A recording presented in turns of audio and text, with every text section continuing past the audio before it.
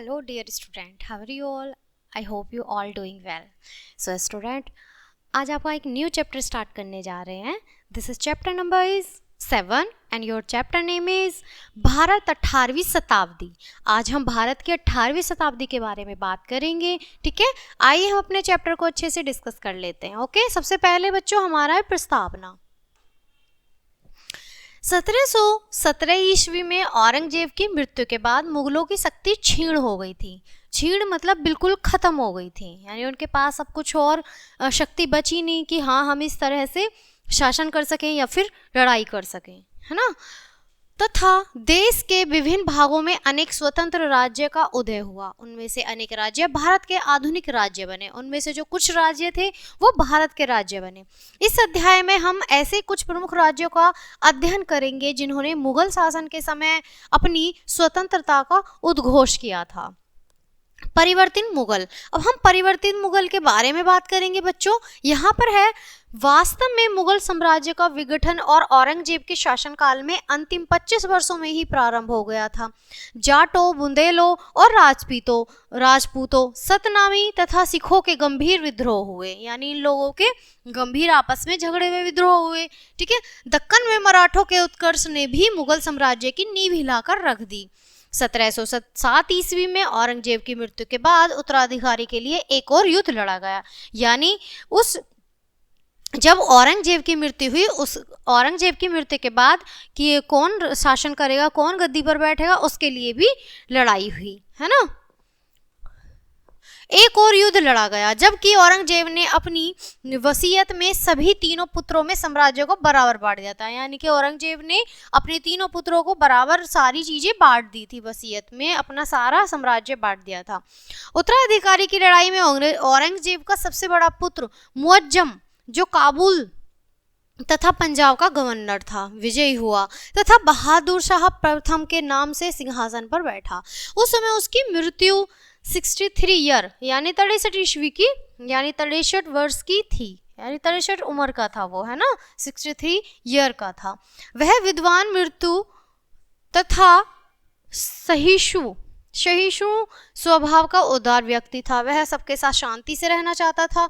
वह विद्रोह दबाने में असमर्थ था. उसने अपने छोटे बेटे से, यानी अपने छोटे से शासनकाल में साम्राज्य से की नीति का पालन किया. उसने राजपूतों को प्रसन्न किया तथा शिवाजी के पौत्र साहू को, जिसे अंग्रेज ने कैद कर रखा था, मुक्त कर दिया.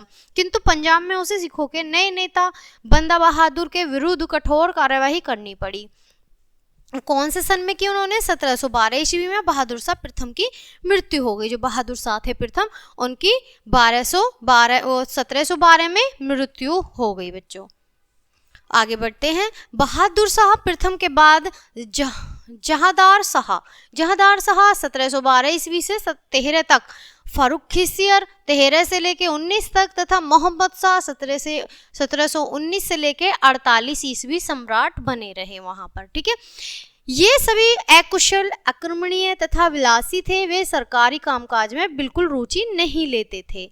सामंत भी सैन्य कार्यों से दूर भागते थे. इन परिस्थितियों में उनके प्रांत स्वतंत्र हो गए. बंगाल बहादुर तथा ओडिशा में मुर्शिद कुली खां, अवध में सादात खां तथा दक्कन में निजाम ने अपने स्वतंत्र राज्य स्थापित कर लिए. दोआब में रुहेलों ने स्वायत्त शासन स्थापित कर लिया. मराठों ने गुजरात, मालवा तथा बुंदेलखंड के कुछ भाग पर नियंत्रित कर लिया. राजपूतों ने स्वयं को केंद्रीय नियंत्रण से मुक्त करके साम्राज्य के शेष भाग पर अपने प्रभाव में वृद्धि की. मोहम्मद शाह के कमजोर प्रशासन के कारण फारसी शासक नादिर शाह ने 1739 ईस्वी में भारत पर आक्रमण किया. यह मुगल साम्राज्य के लिए सबसे बड़ा आघात था. मुगल सेनाएं भी आसानी से पराजित हो गईं. नादिर शाह ने दिल्ली में हजारों लोगों को मौत के घाट उतार दिया तथा नगर में लूटपाट की. उसके आतंक का कहर लगभग 2 महीने तक जारी रहा.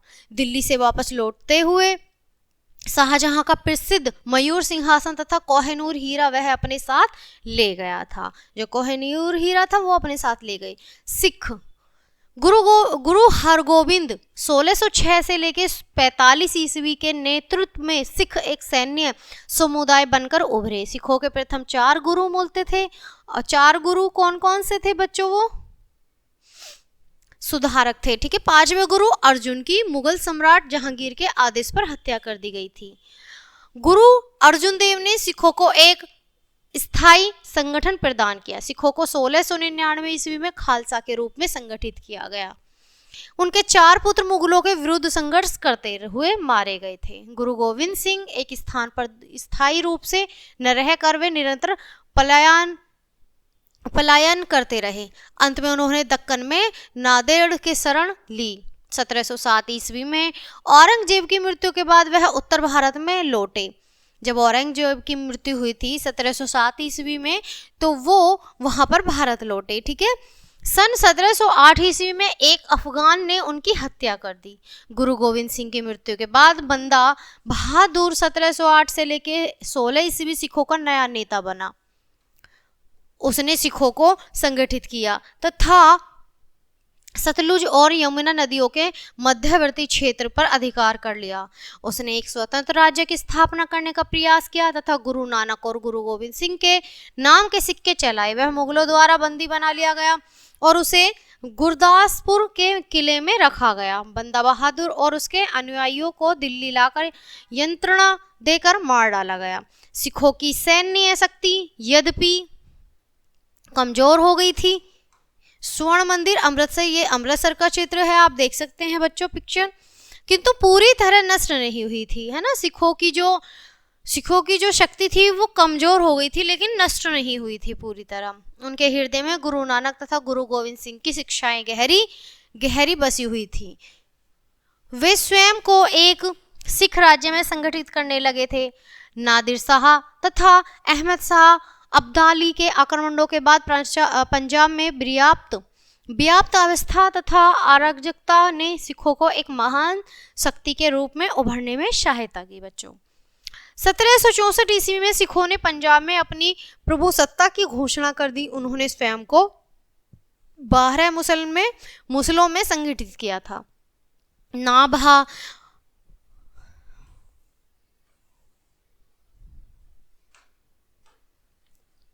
नाभा, कपूरथला, पटियाला आदि जगीरें स्थापित की। 18वीं शताब्दी के अंत में महाराणा रंजीत सिंह ने नेतृत्व सिखों ने पंजाब में एक सप्रभुता संपन्न राज्य की स्थापना की। उन्होंने बात करते हैं बच्चों हम राजपूत की। औरंगजेब की हिंदू विरोधी तथा प्रशंसकीय नीतियों ने मेवाड़, मारवाड़ तथा अंबर यहाँ आमेर को कहा गया है, राजपूत राज्यों के विरोधी बना लिया। मेवाड़ के राजा अमर सिंह, मारवाड़ के अजीत सिंह तथा अंबर जयपुर के सवाई राजा जय सिंह जैसे प्रमुख राजपूत राजाओं ने मुगलों से अपनी निष्ठा को तोड़कर अपनी स्वतंत्रता की घोषणा कर दी। मुगल सम्राट बहादुर शाह प्रथम ने जिसे शाह आलम 1702 से लेकर 12 तक ईस्वी तक कहा जाता है कि राजपूतों को प्रसन्न करने का प्रयास किया। उसने संभाजी के पुत्र साहू, जिसे औरंगजेब ने कैद कर लिया था, उसको भी छोड़ दिया। राजा जयसिंह तथा अजीत सिंह को भी मुगलों की सेवा में उनके पदों पर बहाल कर दिया गया। फर्रुख खिसियर 1713 से लेकर 19 तक ईस्वी तक शासनकाल में अजीत सिंह को अजमेर तथा गुजरात का गवर्नर बनाया गया। ओके। जय सिंह द्वितीय 1699 से लेकर 1699 ईस्वी से लेकर 1732 ईस्वी को सूरत का फिर आगरा का भी गवर्नर बनाया गया। इन दोनों राजपूत शासकों ने अपने राज्य को मजबूत तथा समृद्ध बनाया। जय सिंह ने जयपुर नगर की स्थापना की, जो भारत का प्रथम नियोजित नगर है। गणित तथा खगोल में उसकी गहरी रुचि थी। उसने जयपुर, दिल्ली, उज्जैन, बनारस तथा मथुरा में वेधशालाएं स्थापित की। उसने गणित विषय पर अनेक ग्रंथों का संस्कृत में अनुवाद किया। अवध, अब यहां बात करेंगे बच्चों हम अवध की। सन 1722 ईस्वी में अवध सादात खां के नेतृत्व में स्वतंत्र हुआ। वह एक फारसी शिया था जिसे मुगल सम्राट मोहम्मद शाह ने अवध का गवर्नर नियुक्त किया था। सादात खां ने तेजी तेजी से शक्ति तथा प्रसिद्धि प्राप्त कर ली। नादिर शाह के आक्रमण के समय सम्राट ने उसे नादिर शाह से धन के बदले दिल्ली को तहस नहस करने की समझौता वार्ता हेतु भेजा, किंतु सादात खान ने सम्राट और देश ने धोखा दिया। जब नादिर शाह को वादे के अनुसार धन न मिला तो उसने दिल्ली में कत्ले-आम का आदेश दे दिया। जब एक शर्त लगाई गई कि वो उन्हें धन देंगे और उन्हें धन नहीं मिला तो उन्हें कत्ले-आम का क्या करा कि आदेश दे दिया कि कत्लेआम होगा। शर्म और अपमान से आहत होकर सादत खान ने आत्महत्या कर ली। सादत खान के बाद सफदरजंग को अवध का गवर्नर बनाया गया। सन 1748 ईस्वी में जब अहमद शाह सम्राट बना तो उसने सफदरजंग को अपना वजीर नियुक्त किया। सफदरजंग के बाद सुजाउद्दौला वजीर बना। वह भोग विलास में लिप्त रहता था। वह एक धोखेबाज व्यक्ति था। उसने उत्तर भारत के इतिहास में एक महत्वपूर्ण भूमिका निभाई। अतः कड़ा के युद्ध में वह पराजित हुआ तथा अवध पर अंग्रेजों का कब्जा हो गया। अब यहाँ बात करेंगे बच्चों हम जाट की। जाट के बारे में देखेंगे, ठीक है। जाट दिल्ली, आगरा तथा मथुरा के क्षेत्र में रहने वाले ऐसे बलशाली लोग थे जो पेशे से किसान थे। वे अपनी शक्ति, बहादुरी, दृढ़ता और सैन्य बल के लिए प्रसिद्ध थे। राजा राम और चूड़ामन गांव के दो मुखिया थे जिन्होंने अपनी शक्ति का विस्तार कर लिया था। बदन सिंह 1722 ईस्वी से लेकर 56 ईस्वी ने बिखरे हुए जाटों को एक शक्तिशाली सेना के रूप में संगठित किया तथा भरतपुर और डींग सहित अनेक किले बनवाए। उसने भरतपुर में एक नए राज्य की नींव डाली। मुगल सम्राट अहमद शाह ने उसे 1752 ईस्वी में राजा की पदवी दे दी, यानी उन्हें राजगद्दी पर बिठा दिया। बदन सिंह के पुत्र सूरजमल 1756 ईस्वी से लेकर 63 ईस्वी तक ने अपने राज्य का विस्तार मेरठ, आगरा, मथुरा, अलीगढ़, धौलपुर, इटावा तथा हरियाणा के कुछ स्थानों पर किया, यानी कुछ स्थानों पर उन्होंने अपना राज किया, ठीक है, राज्य किया। इस प्रकार उसने प्रथम जाट राज्य की स्थापना की। अब बच्चों बात करेंगे मैसूर की। ओके, मैसूर। हैदर अली के नेतृत्व में मैसूर एक स्वतंत्र राज्य बना। 18वीं शताब्दी के प्रारंभ में मैसूर राज्य पर चिक्का कृष्णा राजा का शासन था, जो अपने मंत्रियों नदराजा तथा देवराजा के हाथों की कठपुतली था। हैदर अली ने अपने राजनीतिक जीवन की शुरुआत मैसूर की सेना के एक छोटे से अधिकारी के रूप में की। अपनी योग्यता, कुशलता, कूटनीति तथा साहस के बल पर वह 1755 ईस्वी में डिंगीगुल का फौजदार बन गया। उसने एक स्वतंत्र सेना बना ली तथा 1761 ईस्वी में नंदराजा तथा देवराजा को अपदस्थ करके मैसूर में अपनी सत्ता स्थापित कर ली। बाद में उसने बेदनूर तथा कनारा को भी जीत लिया तथा श्रीरंगपट्टम में अपनी राजधानी स्थापित की। उसने अपनी स्वतंत्रता बनाए रखने के लिए निजाम तथा मराठों से युद्ध किया, अतः वह अंग्रेजों से पराजित हुआ तथा 1782 ईस्वी में उसकी मृत्यु हो गई। हैदर अली का पुत्र टीपू सुल्तान 1782 ईस्वी से 99 ईस्वी अपने पिता की मृत्यु के बाद मैसूर की गद्दी पर बैठा। वह अपने क्षेत्रों पर अधिकार बनाए रखने के लिए वीरता पूर्वक अंग्रेजों से लड़ा। वह प्रथम भारतीय शासक था जिसने अपने प्रशासन तथा युद्ध कला में पाश्चात्य प्रणाली को अपनाया। अब यहाँ पर बच्चों हम बात करेंगे बंगाल की। ओके, बंगाल प्रांत स्वतंत्र होने वाला प्रथम राज्य था। औरंगजेब ने 1700 ईस्वी में मुर्शिद कुली खां को बंगाल का दीवान नियुक्त किया था। बाद में उड़ीसा तथा बिहार की दीवानी में उसे भी दे दी, यानी जो बाद की उड़ीसा और बिहार की दीवानी थी वो भी उसको दे दी। उसने अपनी राजधानी ढाका अब बांग्लादेश में ही मुर्शिदाबाद में स्थानांतरित कर दी। 1717 ईस्वी में उसे बंगाल का गवर्नर बनाया गया। वह एक कठोर तथा कुशल प्रशासक था। उसने राजस्व व्यवस्था को प्रभावी ढंग से पुनर्गठित किया था, इजारा प्रथा लागू की। इस व्यवस्था में राजस्व वसूली का कार्य ठेके पर दिया जाता था। ये ठेकेदार बाद में जमींदार बन गए। तथा अनेक जमींदारों को राजा तथा महाराजा की उपाधि दी गई। इससे बंगाल में भूमिधारक समानतों का एक नया वर्ग पैदा हुआ। मुर्शिद कुली खान ने कृषि, उद्योग तथा व्यापार को भी प्रोत्साहन दिया, जिससे बंगाल में समृद्धि आई। 1727 ईस्वी में उसकी मृत्यु हो गई। अब यहाँ पर मुर्शिद कुली खां का दामाद तथा उत्तराधिकारी सरफराज खां था। उसे 1740 ईस्वी में पराजित कर तथा उसकी हत्या कर अलीवर्दी खां ने बंगाल की मसनद गद्दी सिंहासन हासिल कर ली। सुजाउद्दीन खां का पौत्र सिराजुद्दौला 1757 ईस्वी में प्लासी के युद्ध में पराजित हुआ तथा मार डाला गया। अब यहाँ पर बच्चों हम बात करेंगे हैदराबाद की।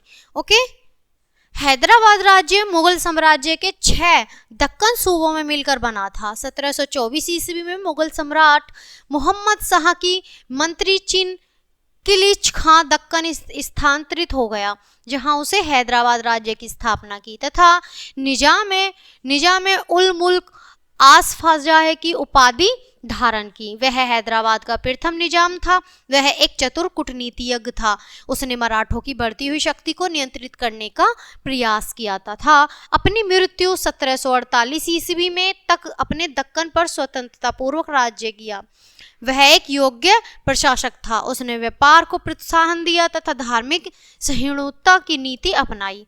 उसकी मृत्यु के बाद उत्तराधिकारी के लिए गृह युद्ध छिड़ गया। 1762 ईस्वी में निजाम अली के गद्दी पर बैठने के साथ ही हैदराबाद में राजनीति स्थिरता कायम हो सकी। उसने 40 वर्षों से अधिक समय तक शासन किया। उसने 40 वर्ष से ऊपर शासन किया था बच्चों। अब यहाँ बात करेंगे हम मराठा की। मराठा लोग महाराष्ट्र में पुणे के पहाड़ी इलाकों तथा कोंकण में रहते थे। वे मुख्य कृषक या सैनिक थे जो दक्षिणी राज्यों में विविध पेशों में लगे थे। शाहजहां के शासनकाल में मराठों के कुछ समूह बीजापुर के क्षेत्रों में लूटपाट किया करते थे। मराठे बहादुर तथा बलशाली योद्धा थे। उन्हें मराठी शक्ति साहित्य से बहुत प्रेरणा मिली थी तथा सैन्य परीक्षण ने उनमें राष्ट्रीयता की भावनाएं कूट कर भर दी गई थी। कूट कर शिवाजी ने नेतृत्व में वह शक्तिशाली भी बन गए। 18वीं शताब्दी में मराठे सबसे प्रबल शक्ति के रूप में उभरे। उनकी असाधारण शक्ति को परवर्ती मुगल शासकों ने अच्छी तरह से पहचाना था। इस युग में इस नई शक्ति के अद्भुत उत्कर्ष ने मराठों को संपूर्ण देश की एक असाधारण शक्ति बना दिया। मराठा शक्ति व उद्भव में सहायक तत्व, यहाँ पर आप चित्र देख सकते हैं बच्चों, पिक्चर है शिवाजी महाराज की। ओके,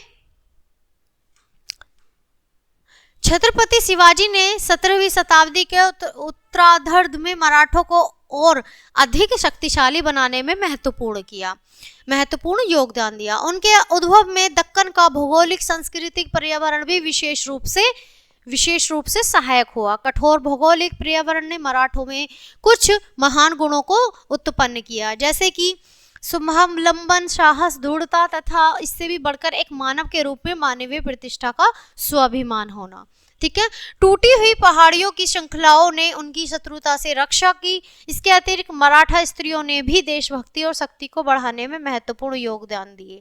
क्लियर है बच्चों, आगे बढ़ते हैं। 15वीं शताब्दी से रामदास, तुकाराम, एकनाथ जैसे लोकप्रिय भक्त कवियों ने मराठों को एकेश्वरवाद का पाठ पढ़ाया तथा लोकहितकारी कार्य करने पर बल दिया। उन्होंने लोकप्रिय मराठी भाषा में अपने संदेशों को जन जन तक पहुंचाया। स्वयं शिवाजी ने भी समर्थन रामदास को अपना गुरु व उपदेशक बनाया। शिवाजी का जन्म 1627 ईस्वी में हुआ था। वह बीजापुर के एक छोटे जागीरदार शाहजी भोंसले के पुत्र थे। उन्हें सैन्य प्रशिक्षण दादाजी कोड़देव से प्राप्त हुआ। उनकी माता जीजाबाई एक धार्मिक प्रवृत्ति की महिला थीं।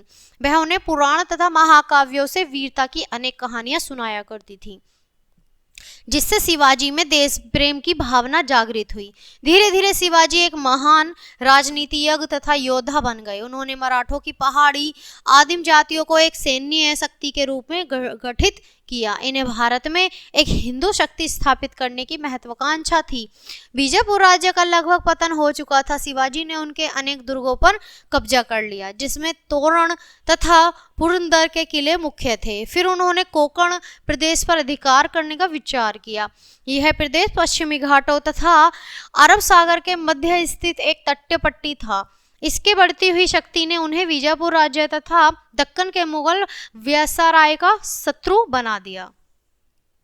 शिवाजी तथा दक्कन के शासकों के मध्य युद्ध का एक लंबा सिलसिला चला। शिवाजी ने बीजापुर के सुल्तान के सेनापति अफजल खां को मार डाला। तब मुगल सम्राट और औरंगजेब ने शिवाजी का दमन करने के लिए अपने मामा शाइस्ता खां को भेजा। शिवाजी ने उसके आदमियों को मार डाला, किंतु इस शाइस्ता खां इसी प्रकार बच निकला। इससे क्रोधित होकर औरंगजेब ने आमेर के राजा जय सिंह को शिवाजी को दंड देने के लिए भेजा। जय सिंह ने पुरंदर के किले पर डेरा डाला, यानी घेर डाल दिया।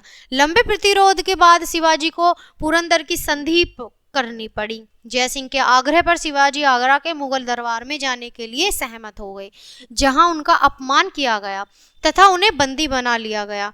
शिवाजी अपनी चतुराई से अपने पुत्र सहित जेल से बाहर आकर निकलने में समर्थ हुए। अपने दरबार में लौटकर शिवाजी ने मुगलों के विरुद्ध अपनी गतिविधियां पुनः प्रारंभ कर दी। उन्होंने सूरत को लूटा तथा स्वयं को सम्राट घोषित कर दिया और औरंगजेब को भी उन्हें एक स्वतंत्र शासक के रूप में मान्यता देनी पड़ी। शिवाजी ने परंपरागत हिंदू विधि धारण की। इस प्रकार उन्होंने मराठा राज्य की नींव डाली। इसके बाद शिवाजी ने अनेक विजय अभियान किए। उन्होंने जिंजी, बिलौर तथा मैसूर के कुछ भागों पर कब्जा कर लिया। 1680 ईस्वी में उनकी मृत्यु हो गई। उनकी मृत्यु के बाद उनका बड़ा पुत्र संभाजी उनका उत्तराधिकारी बना। अब बच्चों बात करते हैं प्रशासन की। शिवाजी अपने राज्य का प्रशासन स्वयं करते थे। उनकी 8 मंत्रियों की एक समिति थी जिसे अष्टप्रधान कहा जाता था।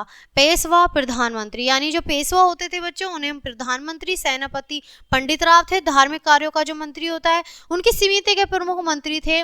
अधिकांश मंत्री सैनिक अभियानों में भाग लेते थे। शिवाजी ने अपने साम्राज्य को प्रांतों में विभक्त किया, जिन्हें पुनः परगना तथा तरफ में विभाजित किया गया। गांव सबसे छोटी प्रशासनिक इकाई होता था जिसका मुख्य अधिकारी पटेल होता था। बच्चों शिवाजी ने अपने विजित क्षेत्रों से राजस्व वसूलने का एक नया स्रोत निकाला।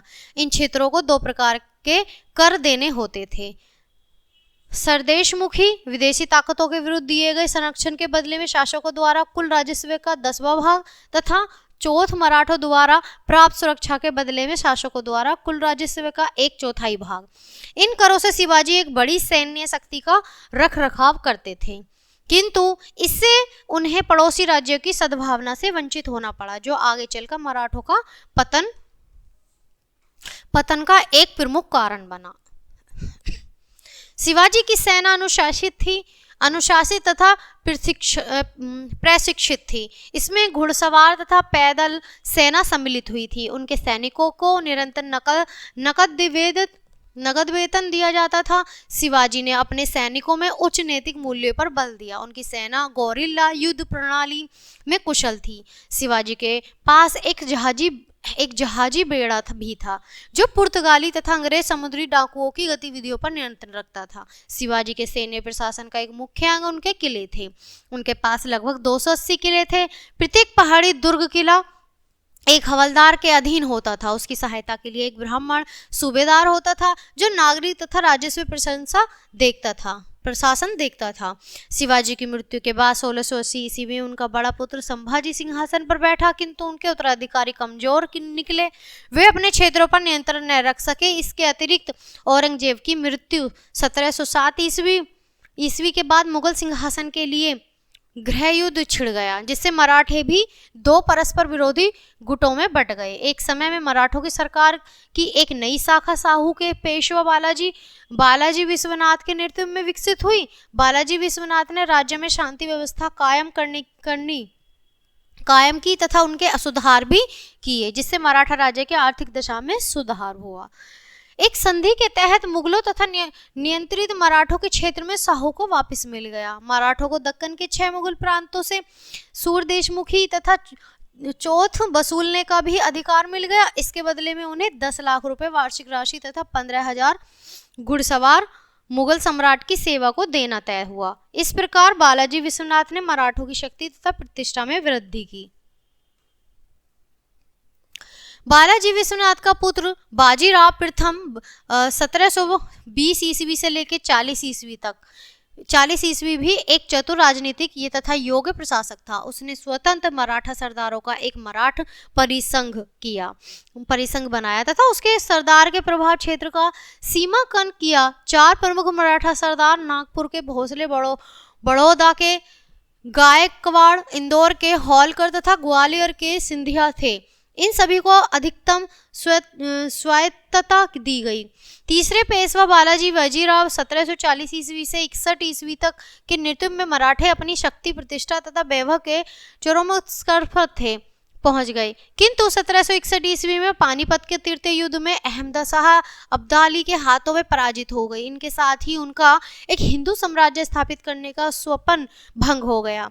बालाजी बाजीराव का पुत्र माधवराव प्रथम 1761 ईस्वी से लेकर 72 ईस्वी भी एक बहादुर तथा योग्य राजनीतिज्ञ था। उसने रोहिलों, राजपूतों तथा जाटों को पराजित किया। सन 1772 ईस्वी में उनकी मृत्यु के बाद मराठा साम्राज्य का विघटन हो गया था तथा 1818 ईस्वी में पेशवाओं के शासन का अंत हुआ। तो बच्चों, यहाँ है अब हमारे मराठों के पतन के कारण। मराठे एक केंद्रीय सत्ता के अधीन एक बड़ा साम्राज्य स्थापित करने में असफल रहे। वे एक एकीकृत शक्ति के रूप में न उभरे सके क्योंकि उनके सरदारों में परस्पर प्रतिद्वंद्विता थी। वे अपने विशाल किंतु बिखरे हुए क्षेत्र पर नियंत्रण न कर सके। हिंदुओं को लूटने की उनकी नीति ने उत्तर भारत के हिंदू राज्यों को उनसे अलग कर दिया गया। अतएव से हिंदू शासन पानीपत के तृतीय युद्ध में मराठों की सहायता हेतु साथ नहीं आए। मराठों के पास संगठित सैन्य शक्ति का अभाव था। वे गोरिल्ला युद्ध में तो पारंगत थे किंतु युद्ध के मैदान में आमने सामने लड़ने में निपुण न थे।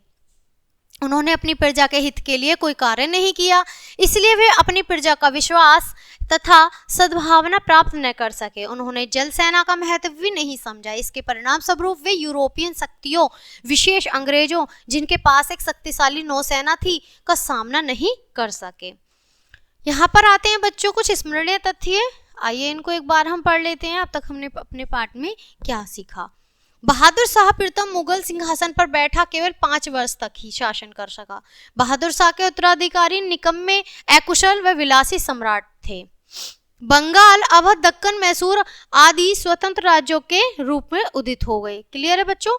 गुरु गोविंद और हरगोविंद के नेतृत्व में सिख एक सैन्य समुदाय के रूप में परिणित हुए। गुरु अर्जुन देव तथा गुरु तेग बहादुर की शहादत से वह गुरु गोविंद सिंह के नेतृत्व में खालसा नामक सैन्य संगठन के रूप में उभरे। क्लियर है बच्चों।